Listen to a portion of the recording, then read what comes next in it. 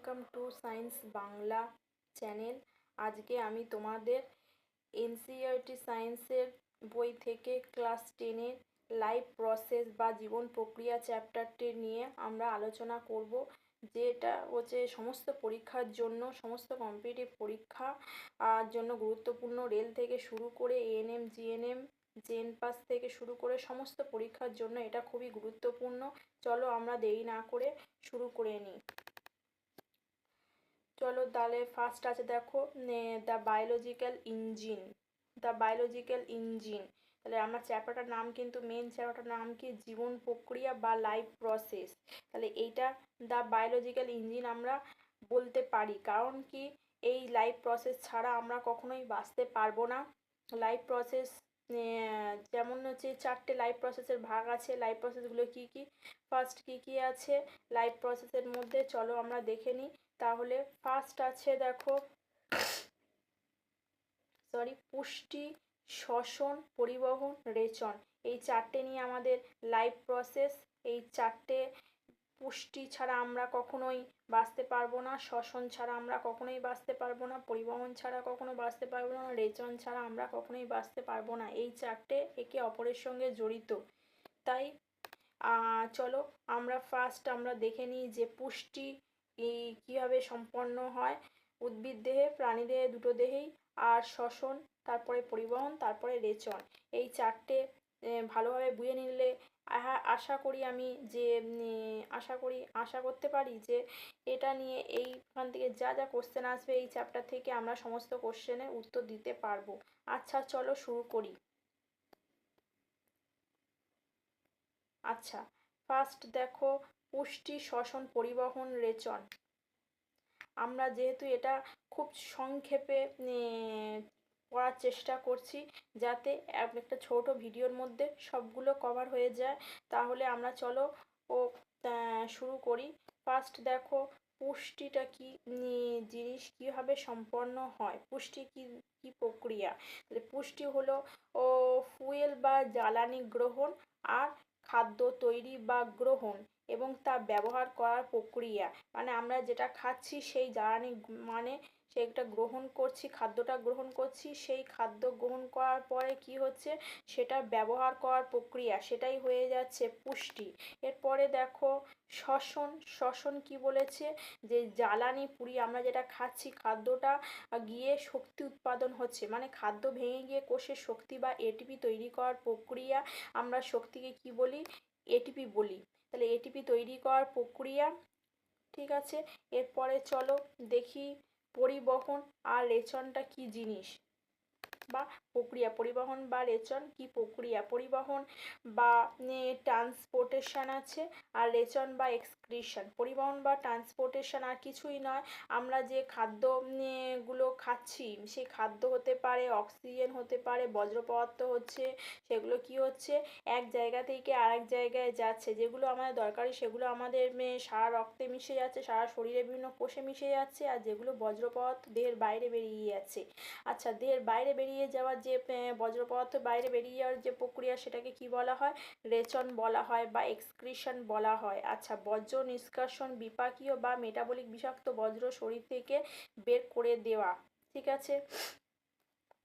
এরপরে চলো গুরুত্বপূর্ণ কিছু টিপস দেওয়া আছে। গুরুত্বপূর্ণ কিছু টিপসের মধ্যে এই 4টি প্রক্রিয়ায় প্রতিটি জীবিত প্রাণীকে বেঁচে থাকতে সাহায্য করে। যে কোনো একটি বন্ধ হলে ইঞ্জিনের মৃত্যু নিশ্চিত। মানে ইঞ্জিনের মানে কি, সেটা উদ্ভিদ হতে পারে, উদ্ভিদ দেহের ভেতরের অংশ বা প্রাণী দেহের যে অংশ, সেটা প্রাণী দেহ হতে পারে, উদ্ভিদ দেহ, সেগুলো মৃত্যু অনিশ্চিত। এরপরে দেখো পুষ্টির ধরন, ইঞ্জিন কীভাবে জ্বালানি সংগ্রহ করে।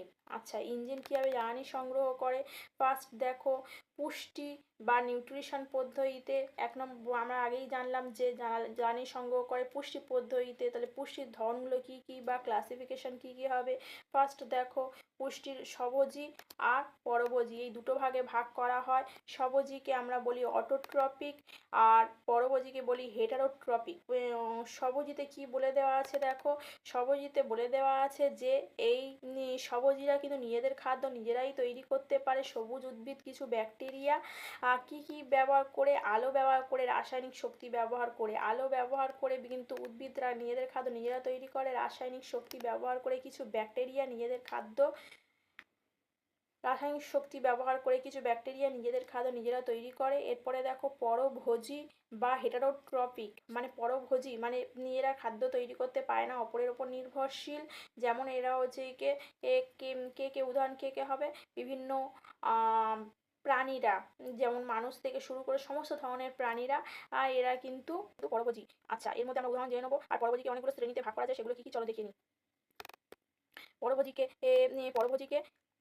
3টে ভাগে ভাগ করা যায়। ফার্স্ট দেখো হলোজৈয়িক। হলোজৈয়িক কিন্তু সম্পূর্ণ খাবার গিলে খায় এবং শরীরের ভেতরে হজম করে, যেমন অ্যামিবা, মানুষ, এরা কিন্তু শরীরের ভেতরে হজম করে। এরপরে আছে দেখো স্যাপ্রোফাইটিক। স্যাপ্রোফাইটিক মৃত ও পচা জিনিসের উপর নির্ভর করে, বাইরে হজম করে, পুষ্টি শোষণ করে, বাইরে হজম করে। আগেটা ছিল ভেতরে হজম করে, আর এবারটা আছে বাইরে হজম করে। ঠিক আছে, উদাহরণ কি হবে, ইস্ট, ছত্রাক। এরপরে দেখো প্যারাসাইটিক বা পরজীবী। এরা কিন্তু অন্য প্রাণীর শরীরের থেকে তাকে না মেরে পুষ্টি শুষে নেয়, যেমন কি হবে, উকুন হবে।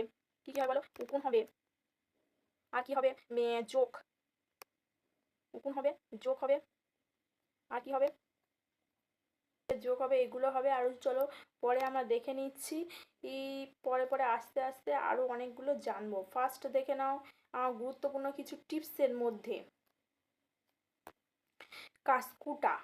কাসকুটা বা স্বর্ণলতা একটি অত্যন্ত গুরুত্বপূর্ণ উদাহরণ। এটি একটি প্যারাসাইটিক উদ্ভিদ।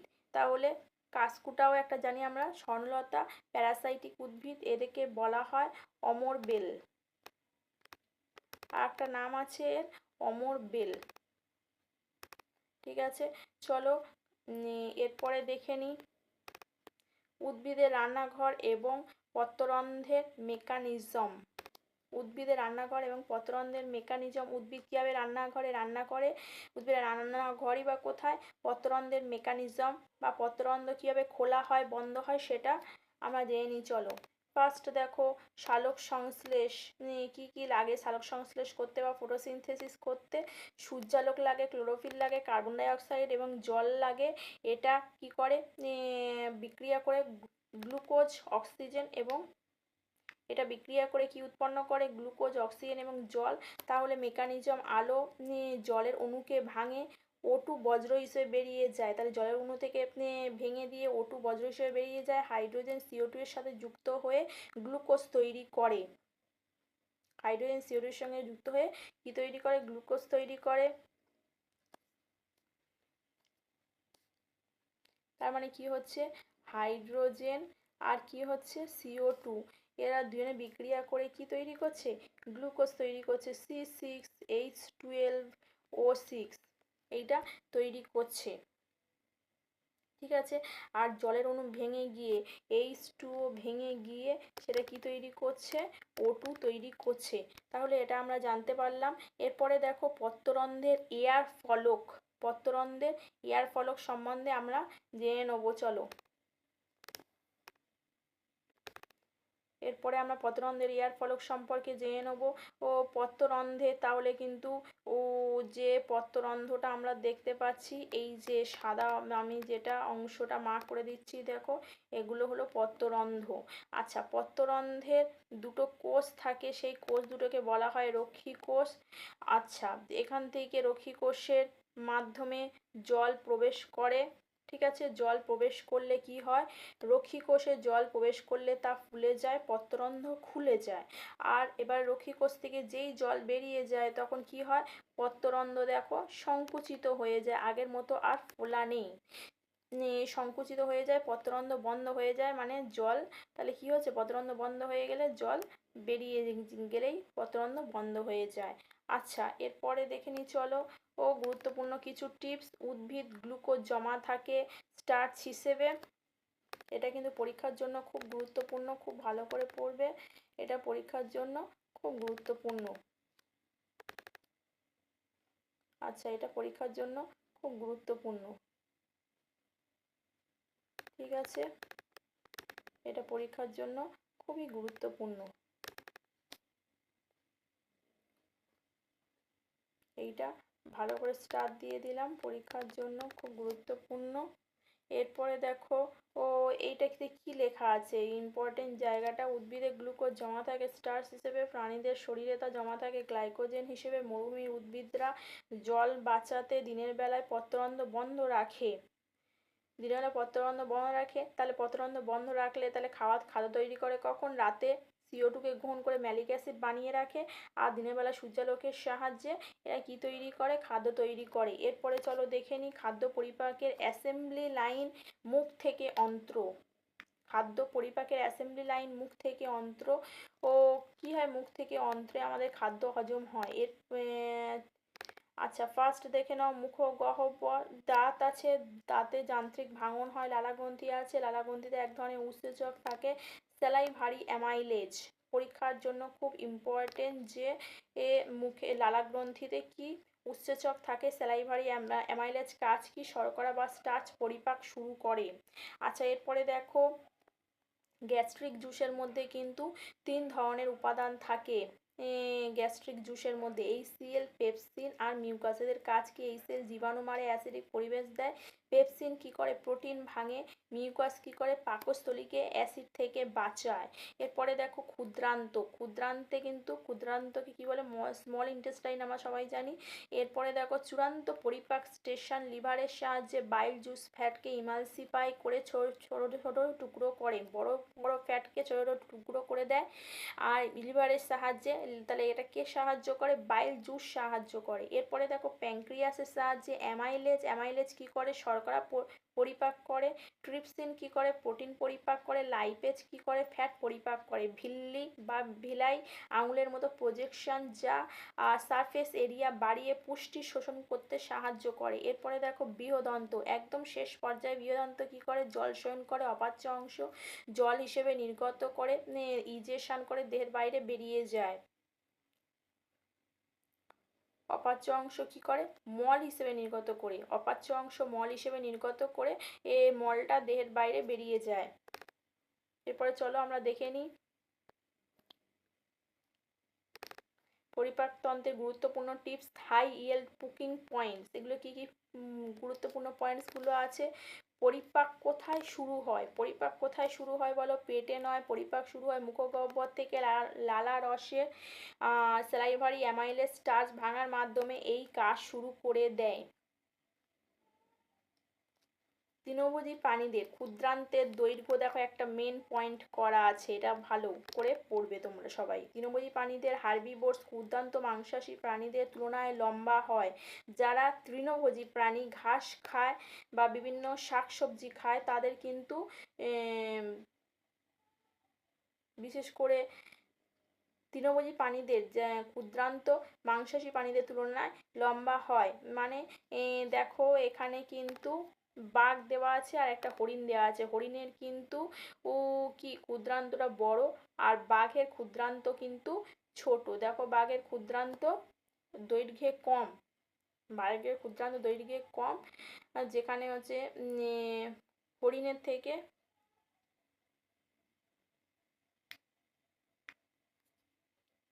কারণ উদ্ভিদ কোষের সেগুলো জমা করতে অনেক বেশি সময় লাগে। এরপরে দেখো লিভার ভ্যারিসেস প্যানক্রিয়াস। বাইল ফ্যাট ভেঙে কোনো এনজাইম নেই। ফ্যাট ভাঙে, বড় ফ্যাটগুলোকে ছোট ফ্যাটে পরিণত করে, কিন্তু কোনো এনজাইম নেই। সরাসরি এনজাইম কোথায় থাকে? প্যানক্রিয়াসে বা অগ্নাশয়ে থাকে। এরপরে দেখো যকৃতে বাইল তৈরি করে, যা গলব্লাডারে জমা থাকে। ফ্যাট ভাঙতে সাহায্য করে, কোনো এনজাইম নেই, এটা জানলাম আগেই।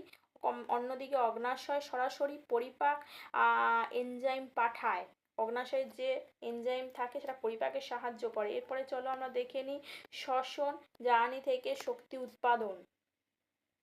তাহলে আমরা জানি যে ব্রিদিং, শ্বাসকার্য কি শোষণ, এই দুটোর মধ্যে আমাদের ভুল ধারণা আছে যে এরা দুজনেই একই। না, এরা হচ্ছে ভৌত প্রক্রিয়া। ব্রিদিং অক্সিজেন গ্রহণ এবং CO2 বর্জন, কোনো শক্তি উৎপন্ন হয় না বা কোনো রাসায়নিক বিক্রিয়াও হয় না। আর এখানে রাসায়নিক প্রক্রিয়া হলো শ্বসন, কোষের ভেতর অক্সিজেন ব্যবহার করে খাবার ভেঙে শক্তি তৈরি করার প্রক্রিয়া। এরপরে দেখো আমরা অ্যারোবিক আর অ্যানারোবিক এই রেসপিরেশন দুটো নিয়ে বা সবাত শ্বসন, অ্যারোবিক বা সবাত শ্বসন, অ্যানারোবিক বা অবাত শ্বসন নিয়ে আলোচনা করে নিই চলো। অক্সিজেনেরও যে প্রয়োজন আছে সবাত শ্বসনে, অক্সিজেনের প্রয়োজন নেই। অবাত স্থান সাইটোপ্লাজম ও মাইটোকন্ড্রিয়া দুটোতেই ঘটে। আর অবাত শুধুমাত্র সাইটোপ্লাজমে খাদ্যের ভাঙন, সম্পূর্ণ ভাঙন ঘটে, আংশিক ভাঙন ঘটে। প্রচুর শক্তি উৎপন্ন হয়, খুব কম শক্তি উৎপন্ন হয়। অবাত শ্বসনে খুব কম শক্তি, আর সবাত শ্বসনে কি প্রচুর শক্তি উৎপন্ন হয়। এরপরে চলো আমরা দেখে নিই গ্লুকোজ ভাঙনের ব্রাঞ্চিং ট্রিতে গ্লুকোজ আছে 6 কার্বন মলিকিউল, সেটা সাইটোপ্লাজমে কোথায় ভালো করে মনে রাখবে, সাইটোপ্লাজমে কি হয় 3 কার্বন মলিকিউল পাইরুভেট উৎপন্ন হয়। এই 3 কার্বন মলিকিউল কিন্তু সবার ক্ষেত্রে কমন। এরপরে দেখো এই যে 3 কার্বন মলিকিউল, এটা কিন্তু অক্সিজেনের উপস্থিতিতে ইথানল কার্বন ডাই অক্সাইড এগুলো শক্তি উৎপন্ন হয়। একে অ্যালকোহলিক ফার্মেন্টেশন বলে। অক্সিজেনের অভাব বলে মাসেলসের ল্যাকটিক অ্যাসিড শক্তি উৎপন্ন হয়। আর অক্সিজেনের উপস্থিতিতে মাইটোকন্ড্রিয়াতে কি হয়, কার্বন ডাই অক্সাইড, জল এবং প্রচুর শক্তি উৎপন্ন হয় সবাত শ্বসনের ক্ষেত্রে। পুকি পয়েন্ট বা যেটা মেন পয়েন্ট সেটা দেখে নাও, যে এই ল্যাকটিক অ্যাসিড জমার কারণেই আমাদের পেশিতে ক্র্যাম্প বা ব্যথা হয়। এরপরে চলো দেখে নিই আমরা শ্বাসযন্ত্রের আর্কিটেকচার এবং গ্যাস বিনিময়। তাহলে দেখো ফার্স্ট কি হয়, আমাদের শ্বাসযন্ত্র কোথা থেকে কোথায় যায়, বায়ুটা অক্সিজেন নাসারন্ধ্র থেকে নাসাপথ, নাসাপথ থেকে নাসা গলবিল থেকে ষড়যন্ত্র থেকে শ্বাসনালী থেকে ব্রঙ্কাই থেকে ব্রঙ্কিওলস, ঠিক আছে, ব্রঙ্কিওলস থেকে অ্যালভিওলাই, এইভাবে যায়। তাহলে আমরা যখন শ্বাস নিচ্ছি বা প্রশ্বাস নিচ্ছি, এরপরে যখন নিঃশ্বাসের মাধ্যমে যখন দেহের বাইরে বেরিয়ে যায় তখন বিপরীত পথে বাইরে বেরিয়ে যায়। এরপরে দেখে নাও অ্যালভিওলাই জিনিসটা কি, অ্যালভিওলাই কিন্তু আর কিছুই নয়, অসংখ্য বেলুনের মতো গঠনগুলো, এগুলো হচ্ছে কি অ্যালভিওলাই, ঠিক আছে, বেলুনের মতো গঠন যা গ্যাস বিনিময়ের জন্য বিশাল সারফেস এরিয়া প্রদান করে, ঠিক আছে। এরপরে দেখো অক্সিজেন রক্তে যায়, রক্তের CO2 অ্যালভিওলাইতে ফিরে আসে। তাহলে অক্সিজেন যেটা অ্যালভিওলাইতে সেটা সারা দেহে চলে যায়, আর সারা দেহে ছড়িয়ে পড়ে, আর CO2 সেটা কিন্তু অ্যালভিওলাইতে ফিরে আসে। অক্সিজেন কিন্তু সারা দেহে ছড়িয়ে পড়ে, আর CO2 সেটা কিন্তু এই অ্যালভিওলাইতে আসে, ঠিক আছে। রক্তে অক্সিজেন বহন করে হিমোগ্লোবিন, আর CO2 প্লাজমায় দ্রবীভূত অবস্থায় বাহিত হয়। আচ্ছা, এরপরে চলো দেখে নিই ডায়াগ্রাম মেকানিক্স। কি ডায়াগ্রাম মেকানিক্স মানে প্রশ্বাস নিঃশ্বাসের সময় কি ঘটে, প্রশ্বাস বা ইনহেলেশন এর সময় ডায়াফ্রাম সংকুচিত হয়ে নিচে নেমে যায়, ডায়াফ্রাম সংকুচিত হয়ে বুকের খাঁচা বড় হয়, ডায়াফ্রাম সংকুচিত হয়ে নিচের দিকে নেমে যাচ্ছে, বুকের খাঁচা বড় হচ্ছে। আর নিঃশ্বাসের সময় কিন্তু ডায়াফ্রাম উপরের দিকে উঠে যায়, প্রসারিত হয়ে আগের অবস্থায় ফিরে আসে, ডায়াফ্রাম প্রসারিত হয়ে আগের জায়গায় ফেরে নিঃশ্বাসের সময়, ঠিক আছে। এরপরে চলো দেখে নিই গুরুত্বপূর্ণ কিছু টিপস স্টার্ট দিয়ে নিই। খুব ভালো কোশ্চেন। জলজ প্রাণীদের শ্বাস প্রশ্বাসের হার স্থলজ প্রাণীদের চেয়ে অনেক বেশি হয়, কারণ জলে দ্রবীভূত অক্সিজেনের পরিমাণ বাতাসে উপস্থিত অক্সিজেনের তুলনায় অনেক কম হওয়ার জন্য জলজ প্রাণীরা খুব তাড়াতাড়ি শ্বাস প্রশ্বাস নেয়। আচ্ছা, এরপরে দেখো পরিবহন কি বলেছে, রক্তনালীর ডায়াগনস্টিক ম্যাট্রিক্স। তাহলে পরিবহন কি ধরনের প্রক্রিয়া, রক্তের এক ধরনের তরল যোগ কলা, প্লাজমা, RBC, WBC, প্লেটলেটস, এইগুলো নিয়ে রক্ত গঠিত। এটি পরিবহন করার জন্য 3 ধরনের পাইপলাইন বা রক্তনালী রয়েছে। কি আমরা সবাই জানি, ধমনী আছে, শিরা আছে, আর ক্যাপিলারিস, কৌশিক জালিকা। আচ্ছা, এরপরে চলো ধমনী, শিরা, কৌশিক জালিকা কি কাজ করে, হৃৎপিণ্ড থেকে রক্ত দূরে নিয়ে যায় ধমনী, রক্ত হৃৎপিণ্ডের দিকে নিয়ে আসে শিরা, গ্যাস ও পুষ্টি বিনিময় করে কৌশিক জালিকা। এরপরে দেখো কোষ প্রাচীর পুরু ও স্থিতিস্থাপক, থিক অ্যান্ড ইলাস্টিক, পাতলা, থিন অ্যান্ড নন ইলাস্টিক, অত্যন্ত পাতলা, ওয়ান সেল থিক। আচ্ছা, চাপ কি হবে, উচ্চ রক্তচাপ থাকে ধমনীর ক্ষেত্রে, শিরার ক্ষেত্রে নিম্ন রক্তচাপ থাকে, অত্যন্ত নিম্ন রক্তচাপ থাকে কৌশিক জালিকাতে, কপাটিকা থাকে না, আর শিরাতে কপাটিকা থাকে ব্ল্যাক ফ্লো রোধ করতে। শিরাতে কপাটিকা থাকে, ব্ল্যাক ফ্লো রোধ করতে কিন্তু ধমনীতে থাকে না, কৌশিক জালিকাতেও থাকে না। রক্তের ধরন অক্সিজেনযুক্ত ব্যতিক্রম পালমোনারি আর্টারি বাদ দিয়ে বাকি সব অক্সিজেনযুক্ত রক্ত ধমনী পরিবহন করে। কার্বন ডাই অক্সাইড যুক্ত রক্ত ব্যতিক্রম পালমোনারি ভেন শিরা বহন করে। উভয়ই মিশ্রিত, মানে কৈশিক জালিতে অক্সিজেনযুক্ত কার্বন ডাই অক্সাইড যুক্ত দু ধরনের রক্তই পরিবাহিত হয়। এরপরে চলো আমরা দেখে নিই সার্কুলেশনের ইনফিনিটি লুপ। মানব হৃৎপিণ্ড, মানব হৃৎপিণ্ডের কিন্তু 4টে প্রকোষ্ঠ আছে। ওপরের প্রকোষ্ঠকে বলা হয় অ্যাট্রিয়াম, রক্ত গ্রহণ করে তাই প্রাচীর পাতলা। নিচের প্রকোষ্ঠ রক্ত পাম্প করে তাই প্রাচীর পুরু। ঠিক আছে। আচ্ছা, ফুসফুসীয় পালমোনারি সার্কিট, হার্ট থেকে লাংসে যাচ্ছে ফুসফুসীয় সংবহন। তাহলে লেফটে মানে আমাদের নিজেদের ডান দিকটা, লেফট অংশটাতে, এই যে লেফট অংশ আর রাইট অংশ, তাহলে ঠিক আছে, লেফট অংশতে অক্সিজেনেটেড ব্লাড, অক্সিজেনযুক্ত রক্ত নিয়ে কাজ করে। এই যে লেফট অংশটা দেখতে পাচ্ছি, এই লেফট অংশতে কিন্তু লেফট অংশতে কিন্তু কি রক্ত প্রবাহিত হয়? অক্সিজেনযুক্ত রক্ত প্রবাহিত হয়। এরপরে দেখো ডিঅক্সিজেনেটেড বা দূষিত রক্ত কোন ইয়েতে পরিবাহিত হয়? ডান দিকে পরিবাহিত হয়। ঠিক আছে, এবারে চলো আমরা দেখে নিই সিস্টেমেটিক সংবহনের। তাহলে এইটা কিন্তু খুব ইম্পর্টেন্ট লাইন। রক্ত একটি সম্পূর্ণ চক্রে হৃৎপিণ্ডের ভেতর দিয়ে দুবার যায়।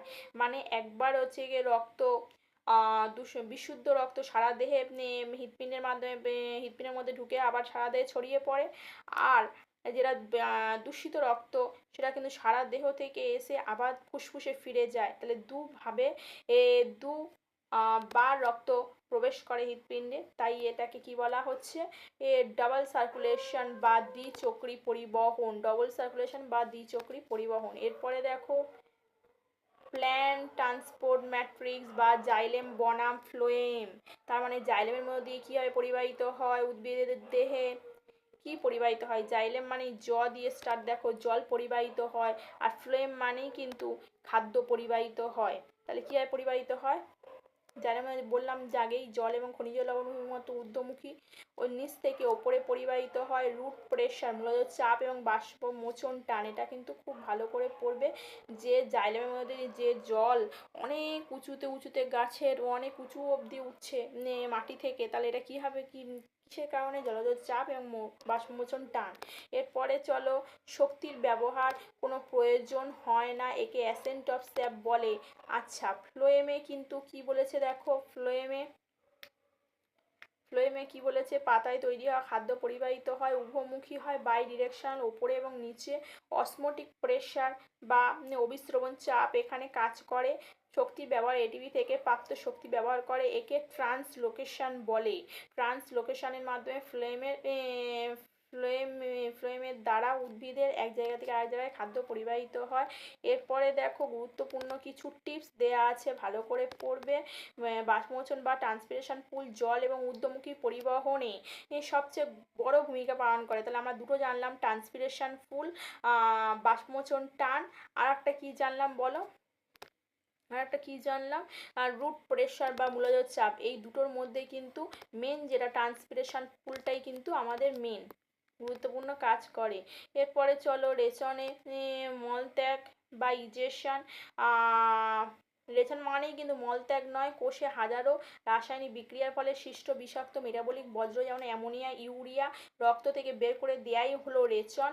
এরপরে চলো রেচনে উদ্ভিদ দেহে কীভাবে রেচন হয়? প্রাণী দেহে। ফার্স্ট আমরা দেখে নিই প্রাণী দেহে কীভাবে রেচন হয়।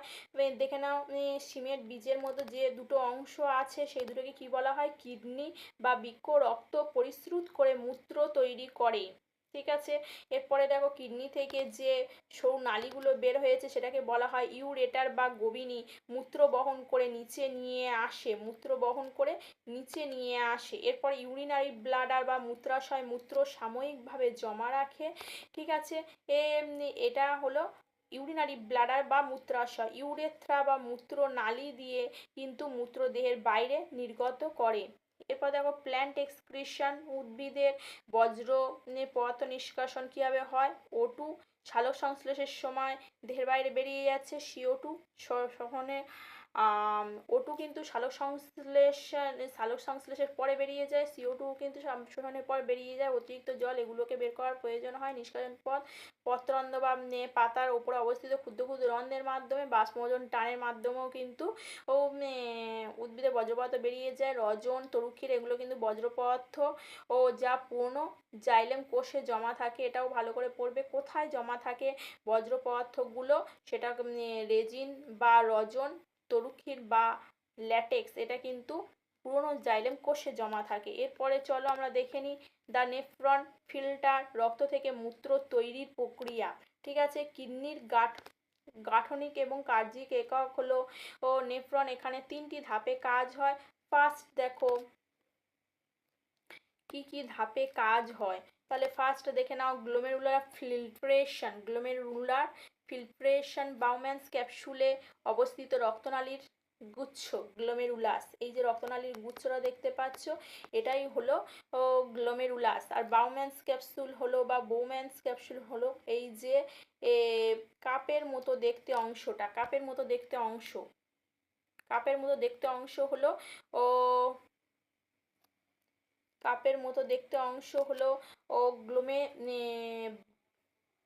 দেখতে অংশ হলো বাউম্যানস ক্যাপসুলের মতো যে অংশটা সেটা কিন্তু বাউম্যানস ক্যাপসুল। ঠিক আছে, এরপরে দেখো যে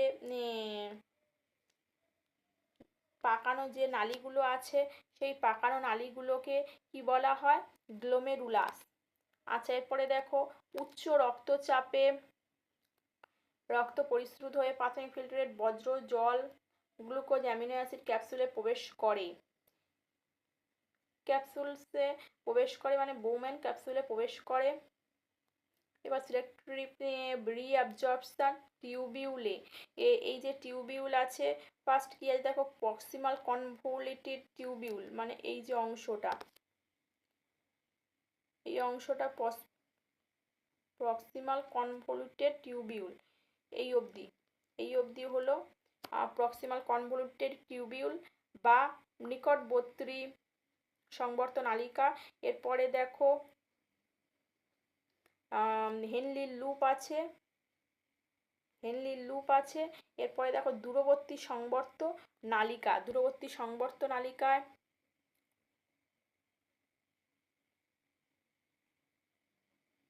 পুনরায় তাহলে তিন ধরনের নালীর মাধ্যমে কিন্তু রক্তটাকে থেকে প্রয়োজনীয় উপাদানগুলোকে ফিল্টারের থেকে প্রয়োজনীয় উপাদানগুলোকে পুনরায় রক্তে শুষে নেওয়া যায় বা শুষে নেওয়া হয়। ফিল্টারের থেকে প্রয়োজনীয় উপাদান গ্লুকোজ, অ্যামিনো অ্যাসিড, অতিরিক্ত জল পুনরায় রক্তে শুষে নেওয়া হয়। এরপরে দেখো টিউবিউলার সিক্রেশনে কিন্তু এই যে টিউবিউলগুলো থেকে যে অতিরিক্ত বর্জ্য সেটা কিন্তু চূড়ান্ত মূত্র হিসেবে উৎপন্ন হয় টিউবিউলেই। এরপর কালেক্টিং ডাক্ট যেটা দেখতে পাচ্ছ, সেই কালেক্টিং ডাক্টে কিন্তু মূত্রটা এসে জমা হয়। এরপরে দেখো একটা কোষে 4টি পিলারের মিলন। ঠিক আছে, একটি কোষে 4টি পিলারের মিলন। আচ্ছা, দেখে নি চলো ডাইজেস্টিভ সিস্টেম, গ্লুকোজ জ্বালানি পাঠায়, মানে আমরা যেটা খাচ্ছি সেটা গ্লুকোজ বা জ্বালানি। তারপরে কি হচ্ছে পরিবহন তন্ত্র বা সার্কুলেটরি সিস্টেম বা ব্লাড, সেটা কিন্তু এই গ্লুকোজ ও অক্সিজেনকে কোষ পর্যন্ত বয়ে নিয়ে যাচ্ছে, নিয়ে গেল। এরপরে দেখো শ্বাসযন্ত্র ও রেসপিরেটরি সিস্টেম, অক্সিজেন পাঠাচ্ছে বাইরে থেকে। আর একটা কি হচ্ছে কোষের তৈরি বিষাক্ত বজ্র যেগুলো হচ্ছে কি ইউরিয়া, CO2 রক্তে কোষের তৈরি বিষাক্ত বজ্র সেগুলো কিন্তু রক্তে ফিরে আসে এবং রেচনতন্ত্র ও ফুসফুস তার শরীর থেকে বের করে দেয়। ঠিক আছে, আচ্ছা, আমরা তাহলে এর মাধ্যমে কি জানতে পারলাম, যে লাইফ প্রসেস এমন একটা প্রক্রিয়া যে সম্মিলিত প্রক্রিয়ার জন্য কোনো আলাদা কাজ নয়, এটি একটি নিখুঁত স্বয়ংক্রিয় সমন্বিত ইঞ্জিন যা আপনাকে প্রতি মুহূর্তে বাঁচিয়ে রেখেছে। তোমাদের এই যে লাইভ প্রসেসের এই পুরো ক্লাসটা ভালোভাবে মন দিয়ে শুনে নিলে আশা করি তোমাদের এটা নিয়ে কোনো অসুবিধা হবে না। সমস্ত চ্যাপ্টারের যা কোশ্চেন, সমস্ত কোশ্চেন এখান থেকে তোমরা করতে পারবে। আর যদি ভালো লেগে থাকে অবশ্যই তোমরা বন্ধুদের মধ্যে শেয়ার করো, লাইক করো, সাবস্ক্রাইব করো চ্যানেলটিকে, আর পাশের বেল আইকনটিকে অন করে রাখো। খুব ভালো থেকো তোমরা। টাটা।